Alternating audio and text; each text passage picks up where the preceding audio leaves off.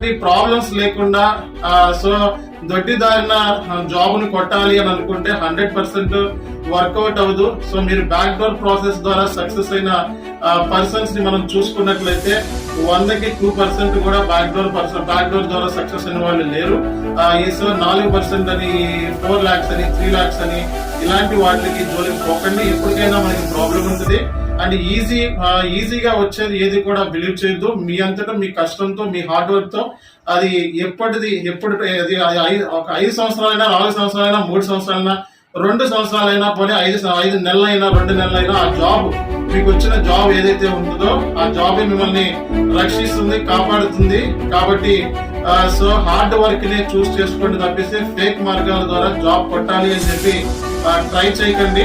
అలాగే ఏంటంటే ప్రాక్సీలు సో మన ఇంటర్వ్యూ క్రాక్ చేయలేకపోతే వేరే వాళ్ళని పెట్టుకొని మిమిక్రీ ఆర్టిస్టులు పెట్టుకొని ప్రాక్సీలు చేయించుకోవడము, సో అవి కూడా జాబ్స్ నిలబడమేంటి.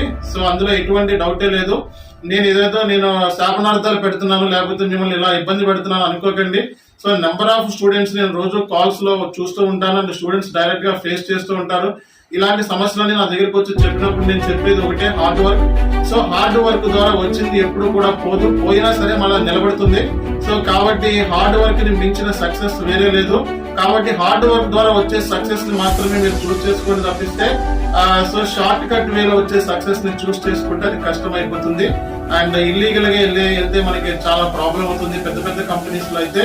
కాబట్టి సో నేను చెప్పేది ఏంటంటే సో ఎప్పుడైనా సరే ఆఫర్ లెటర్స్ ఇంటర్వ్యూ లేకుండా రిలీజ్ చేసిన లేకపోతే జస్ట్ నామకార్థం ఇంటర్వ్యూ చేసి వాట్ అని చెప్పి అడిగేసి మీకు ఇన్ని ఆఫర్ లెటర్ రిలీజ్ చేసిన లేకపోతే మీకు సమ్ అమౌంట్ ఇచ్చి పేమెంట్ చేస్తామన్నా ఓకే, సమ్వేర్ మిమ్మల్ని వాడుకుంటామో లేకపోతే మీ అమౌంట్లు వాడుకోవడమో లేకపోతే మీ యొక్క పర్సనల్ వర్క్ ని వాడుకోవడమో లేకపోతే మీ యొక్క స్కిల్ ని వాడుకోవడం అనేది జరుగుతుంది. కాబట్టి సో ఊరు పేరు తెలియని కంపెనీస్ లో లేదా మార్కెట్ లో ఎగ్జిస్టింగ్ లేని కంపెనీస్ లో కొత్తగా కంపెనీ స్టార్ట్అప్ చేశారు కాబట్టి దాంట్లో జాయిన్ అయిపోదాం అనుకుంటే సో అవన్నీ చెక్ చేసుకోండి. MCA లో రిజిస్టర్ అయిందా లేదా అండ్ సో దానికి ఒక HR ఉన్నారా లేదా, మొత్తం టోటల్ ఎంప్లాయీస్ ఎంతమంది ఉన్నారు, వర్క్ చేస్తున్నారా లేదా, ఎప్పటి నుంచి కంపెనీ సెటప్ అయి ఉంది.